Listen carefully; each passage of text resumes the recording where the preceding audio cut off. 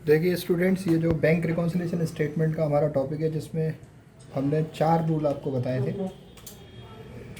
जिसमें 2 favourable balances से related थे और 2 अनफेवरेबल बैलेंसेस से रिलेटेड थे। जो फेवरेबल बैलेंस मैंने आपको बताए थे वो आपके जो है कैश बुक का डेबिट बैलेंस, अगर हमें क्वेश्चन में दिया है कैश बुक का डेबिट बैलेंस या बैंक बैलेंस एक ही बात होती है, क्लियर। या फिर पासबुक का क्रेडिट बैलेंस आपको दिया है, पासबुक का क्रेडिट बैलेंस या बैंक बैलेंस एक ही बात होती है। ये हमारे फेवरेबल बैलेंस थे, राइट। तो जब भी कैश बुक का डेबिट बैलेंस या बैंक बैलेंस हमें दिया था तो हमने रूल अप्लाई किया था 1, जिसमें प्रॉफिट प्लस किया था और लॉस को माइनस किया था। ये हमने प्रीसीडिंग लेक्चर में आपको बताया था। और पासबुक का क्रेडिट बैलेंस या बैंक बैलेंस आपके पास दिया है तो हमने आपको बताया था लॉस प्लस होंगे और प्रॉफिट माइनस होंगे। ये रूल 1, ये रूल 2, ये हमारे फेवरेबल बैलेंसेस के लिए आपको रूल बताए थे, जो भी हमारे फेवरेबल बैलेंस होते हैं। फेवरेबल का मतलब अच्छी बात है, आपके अकाउंट में पैसा है।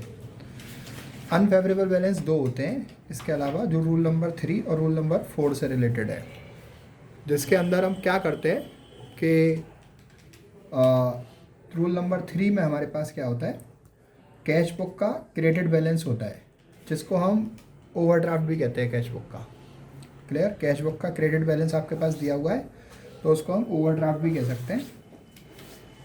और अनफेवरेबल बैलेंस होता है, पासबुक का क्वेश्चन में आपको डेबिट बैलेंस दिया हुआ है तो वो भी अनफेवरेबल बैलेंस है, जिसको आप ओवरड्राफ्ट भी कह सकते हो पासबुक का। अब बात ये है इसमें रूल क्या लगेगा। ये रूल नंबर 3 में आपका लॉस हमें प्लस करने हैं अगर ये बैलेंस दे रखा है तो इसके अंदर, और प्रॉफिट हमें माइनस करने हैं। और रूल नंबर 4, पासबुक का अगर ओवरड्राफ्ट है, डेबिट बैलेंस दिया है, वो डेबिट बैलेंस के नाम से आ सकता है या फिर लिखा हो कि ओवरड्राफ्ट है वो पासबुक का, दोनों बातें एक ही हैं, उसमें कोई अंतर है नहीं, राइट। तो आपको कैसे फिर इसको डील करना होगा, इसमें आप प्रॉफिट को प्लस करोगे और लॉस को माइनस करोगे, क्लियर।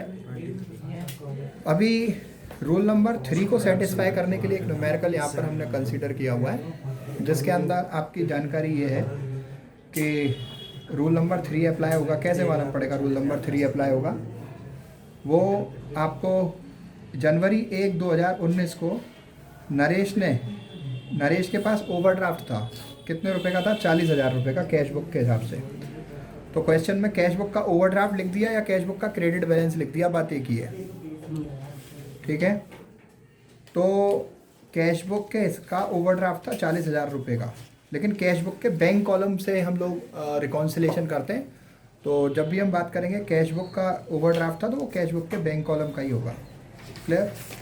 तो ये कैश बुक का क्रेडिट बैलेंस कैश बुक का ओवरड्राफ्ट होता है। This is the rule number 3, where in loss will be added to the balance and profit will be deducted.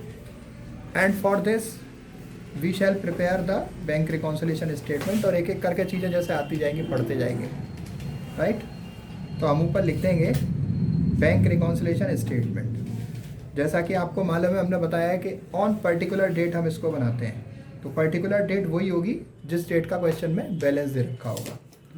तो as on 1/1/19, this is the date for which the credit balance of cash book is provided in the question. Let's move on to prepare the solution of this. तो इस तरीके से हम लोग draw कर लेते हैं पूरा सॉल्यूशन के लिए। और ये कोई डेबिट क्रेडिट नहीं होता है, वो कॉलम होते हैं जिसमें इसमें हम वर्किंग करते हैं और लास्ट में हम टोटल लिखते हैं। जो भी बैलेंस होता है हम फाइनल लास्ट वाले कॉलम में लिखते हैं। तो क्वेश्चन में उन्होंने हमें क्या दिया था, credit balance as per cash book, वो मैं लिख देता हूँ, credit balance as per cash book that is given to us ₹40,000, वो मैंने इसमें नोट कर दिया, क्लियर। ये इंडियन रुपी का साइन आप इसमें बना सकते हैं या फिर RS रुपीज़ लिख सकते हैं, कोई समस्या वाली बात नहीं है। इसमें जब रूल नंबर 3 है तो हम लॉसेस को ऐड करेंगे साथ, और जो भी प्रॉफिट्स हैं हमारे पास उनको हम माइनस करेंगे, जैसा स्टार्टिंग में भी मैंने अभी आपको लिख के बता दिए सारे रूल। पिछले लेक्चर में भी मैंने सारे रूल आपको रिवाइज़ करा दिए थे और 3 लेक्चर इसके हो चुके हैं। पहले मैं सारा कॉन्सेप्ट बताया था, रूल्स बताए थे, सेकंड में न्यूमेरिकल बताया था, चारों रूल दोबारा बताए थे। ये थर्ड है न्यूमेरिकल, एक सॉल्यूशन और हो रहा है दूसरा अनसोल्ड, जिसमें भी हम रूल आपको दोबारा बता चुके हैं। लेकिन बेटर है कि अगर कोई कन्फ्यूज़न है तो स्टार्टिंग से चीज़ों को शुरू से प्रीसीडिंग लेक्चर पार्ट 1 2 से करते हुए चले। तो देखिए दिस सबसे पहला पॉइंट हमारा इसके अंदर क्या है, क्रेडिट बैलेंस या ओवरड्राफ्ट कैश बुक का, वो हमने नोट कर दिया। फिर इसके बाद क्या आ रहा है, cheques amounting 10,000 had been deposited by him but were not collected bank up to date. Up to date का मतलब क्या होता है, जो डेट को आप बैंक रिकॉन्सिलेशन बना रहे हैं वही आपकी अप टू डेट है, ठीक है। तो आप बना रहे कब है, 1 जनवरी 2019 को, तो उस डेट तक वो पैसे कलेक्ट नहीं हुए। इस लाइन का मतलब दोबारा समझिए, चेक 10,000 रुपये के आपने बैंक में डिपॉजिट किए, आपको किसी से मिले होंगे चेक, आपने बैंक में डिपॉजिट किए, लेकिन अब आपने बैंक में डिपॉजिट किए चेक, तो वो पैसा आपके अकाउंट में आना चाहिए, लेकिन वो आया नहीं, राइट। बैंक रिकॉन्सिलेशन बनाने की डेट तक आपके अकाउंट में आया नहीं, मतलब कैश बुक में तो आ गया, आपने उस चेक को रिसीव करके बैंक में डाल दिया, तो कैश बुक की रिसिप्ट में तो है वो, लेकिन बैंक ने कलेक्ट नहीं किए तो वो पासबुक में क्रेडिट नहीं हुआ। What do you understand by that, उससे क्या समझ में आता है, वो लॉस है कि प्रॉफिट है, लॉस है। तो हमें उसे यहाँ पर लिखना चाहिए कि cheque send to bank but not collected. तो ये फर्स्ट पॉइंट है हमारा, हम इसको लिख देते हैं, cheque sent to bank but not collected, but not collected. अब ये कितने रुपए का था, 10,000 रुपीज़ का था, इसको मैं इधर नोट कर देता हूँ। अब आगे देखिए वापस क्वेश्चन में, point number second, he issued cheques of ₹7,000 which were not presented to bank for payment up to that day. उसने चेक 7,000 रुपये के, उसने चेक 7,000 रुपये के इश्यू किए हैं। इश्यू करने का क्या मतलब होता है साहब, what is the mean of issued, मतलब इस पर्टिकुलर पर्सन ने किसी को दिए होंगे, नरेश है इसका नाम, नरेश ने किसी को चेक दिए, राइट। इश्यू का मतलब उसने किसी को चेक दिए, कितने के दिए, 7,000 के। अब इसके यहाँ से तो पेमेंट हो गया ना कैश बुक में, इसने चेक दिया, कैश बुक में पेमेंट हो गया। तो अब जिसको पेमेंट हुआ है, राइट, उसको पेमेंट चाहिए, तो वो क्या करेगा, बैंक में डालेगा उस चेक को, और वो बैंक में डालेगा तो फिर वो पेमेंट आपके अकाउंट से निकलेगा और उसके अकाउंट में जाएगा, तब वो चेक क्लियर माना जाएगा। लेकिन यहाँ पर केवल इतना काम हुआ है कि आपने उसको चेक दिया और कैश बुक में पेमेंट हो गया आपके हिसाब से, लेकिन वो चेक अभी उसने अपने घर पे रखा हुआ है, उसने बैंक में जमा नहीं किया है, और वो जब तक बैंक में जमा नहीं करेगा तो आपके खाते में से निकल के उसके खाते में जाएगा नहीं, राइट। तो कैश बुक में पेमेंट हो गया है, पासबुक में पेमेंट नहीं हुआ है, राइट।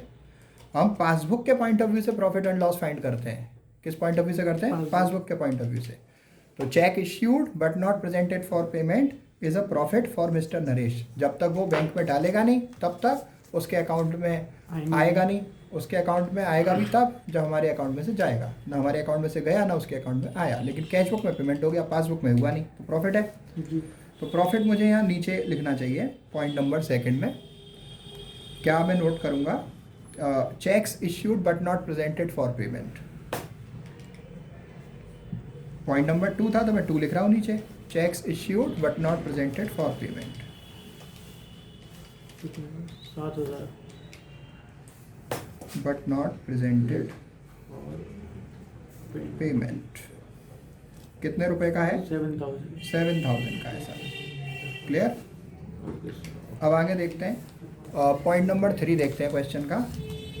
एक डेबिट भी था पासबुक में, पासबुक में कोई भी अमाउंट डेबिट है तो दैट इज़ लॉस, कोई भी अमाउंट पासबुक में क्रेडिट है दैट इज़ प्रॉफिट, राइट। तो डेबिट था 600 रुपये का इंटरेस्ट, भाई ओवरड्राफ्ट चल रहा है आपका, या फिर बैंक से कोई लोन चल रहा है जिस पर बैंक आपसे इंटरेस्ट ले रही है, तो उस अमाउंट को वो आपके पासबुक में डेबिट कर रही है, अकाउंट में से पैसा जा रहा है, लॉस हो गया। और 500 रुपये के बैंक चार्जेस भी बैंक ने लिए हैं, तो ये भी आपका लॉस हो गया। तो anything debited by bank is a loss. यहाँ पर एक तो 600 रुपये का इंटरेस्ट डेबिट हुआ है और 500 रुपये का बैंक चार्जेस। तो मुझे ये लिखना चाहिए पॉइंट नंबर 3 लॉस में कि क्या लिखना चाहिए, interest and bank charges debited, interest and bank charges debited by bank. ये पेमेंट पासबुक में हुआ है, कैश बुक में नहीं हुआ है, तो this is loss. What is it? Loss. Clear? अच्छा एक बात सुनिए, interest debited by bank is a loss, interest allowed by bank is a profit. Interest debited by bank is a loss, interest credited by bank is a profit. Right? ध्यान दीजिएगा। तो यहाँ पर ये 600 प्लस 500 टोटल हमारा amount हो जाता है साहब 1100 रुपीज़। अब यहाँ पर केवल 3 ट्रांजैक्शन यहाँ इस सवाल में थे, फिर उसके बाद उन्होंने कह दिया प्रिपेयर बैंक रिकॉन्सिलेशन स्टेटमेंट। तो फटाफट उसकी कैलकुलेशन अपन कर लेते हैं, तो हम इसमें आगे आंसर पे पहुँच जाएंगे। तो 10,100 10,000 एंड 1100 आप ऐड कर दीजिए, 11,100 हो जाएगा। ऐड करेंगे इसको 51,100 हो जाएगा। क्लियर? अभी 7,000 में लेस कर देता हूँ, तो कितना आ गया आपका 44,100। प्रॉफिट मुझे लेस करने थे ना। अच्छा एक बात सुनिए ज़रा ढंग से, जो समझने लायक है। आंसर आपका ये प्लस में आया है। प्लस में मैं क्यों बोल रहा हूँ?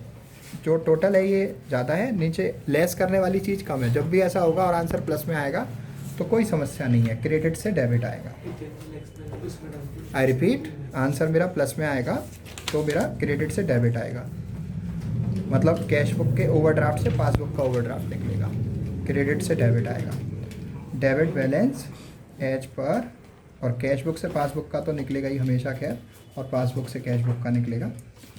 अभी यहाँ पर एक बात और समझने लायक है, जो मैं ये पॉइंट को स्टक कर रहा हूँ, रिपीट कर रहा हूँ बार बार।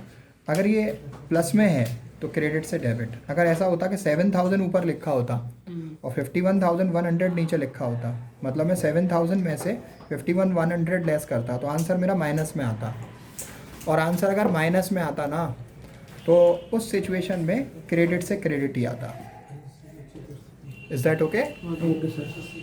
सो I hope this will help you do more and more practice in that accordingly using this technique. Thank you.